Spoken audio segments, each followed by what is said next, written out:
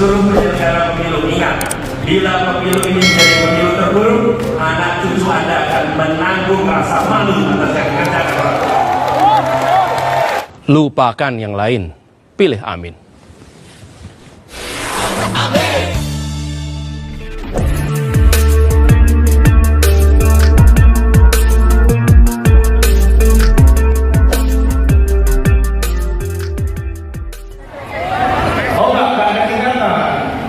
Komisi Pemilihan Umum nggak boleh ada singkatan ya. Oke, maaf salah. Terima kasih Pak.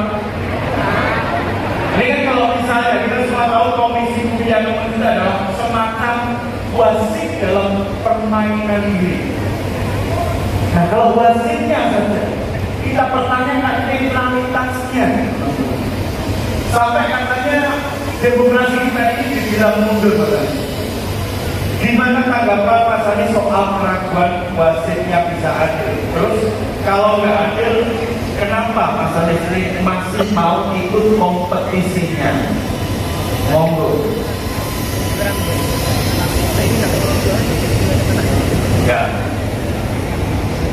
saya kemarin bertanya itu KPU. Saya jawab ini, bersih ke titik, tolong tolong. Kalau dia sebutkan hari ini kita bisa diumumkan, dan etika itu penting sekali.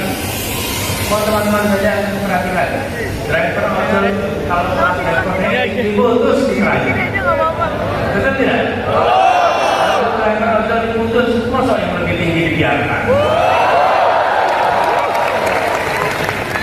Betul nggak? Ya, menurut saya ini yang harus dirubah. Jadi kami semua memilih untuk tetap menjalani ini sebagai bagian dari perjuangan kita menjaga demokrasi. Dan kami ingin mengajak kepada semua, jangan mendiamkan proses ini, jangan jadi partisipan pasif, jadilah partisipan aktif. 14 Februari besok datang ke TPS coblos. Selesai, Anda boleh pulang dulu, tapi jam 1 kembali lagi ke TPS, awasi penghitungan suara.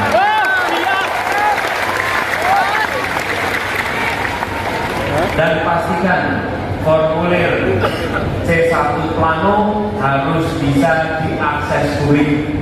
Kalau tidak, langsung munculkan di sosmed.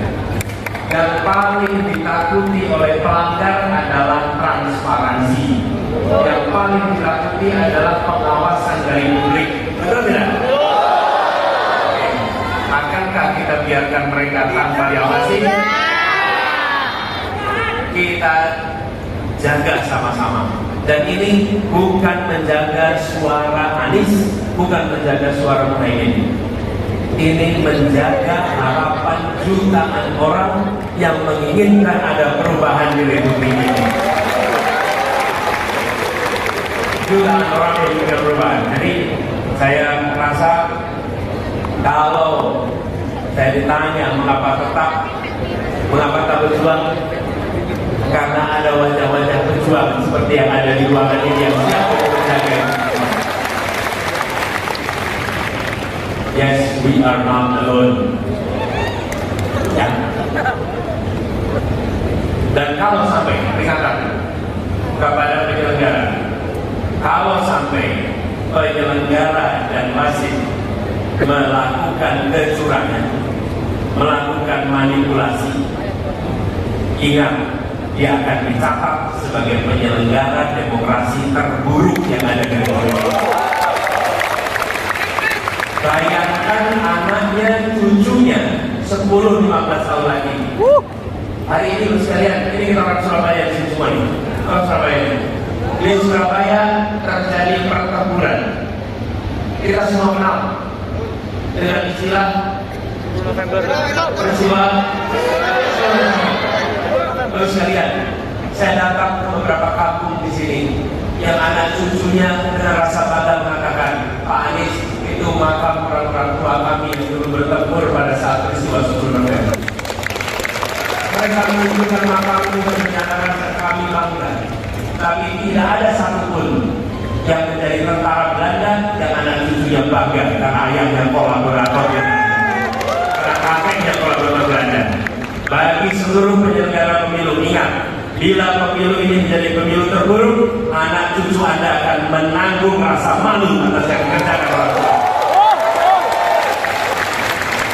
Malu mereka. Dan lain-lain dari sini kita boleh bangga, karena ini itu menjaga demokrasi kita. Kita ikut mengawasi. Ini pertanyaan terakhir singkat saja, teman-teman tadi juga sudah melihat bahwa tentang kasus kanjuruhan.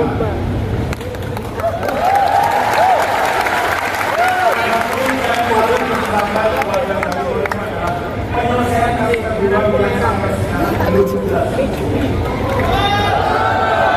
Kami di desa di Surabaya ini mau tahu apa yang tidak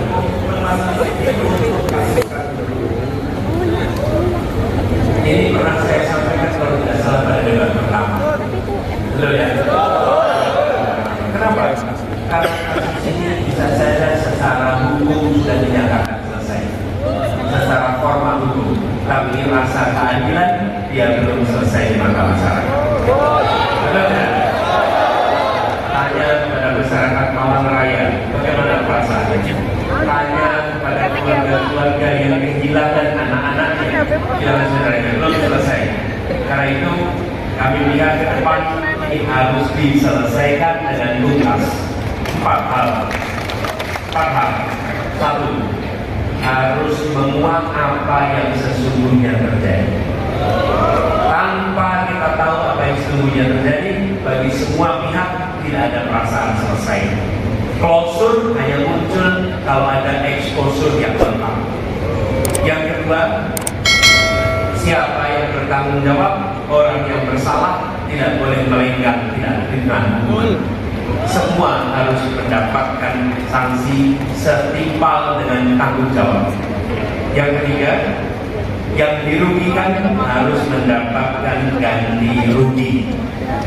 Harus kalian saya bawahi, sebanyak apapun uang diberikan, sesantun apapun santunan itu diberikan, dia tidak akan pernah bisa mengobati kehilangan keluarga, kesalahan dan kehilangan.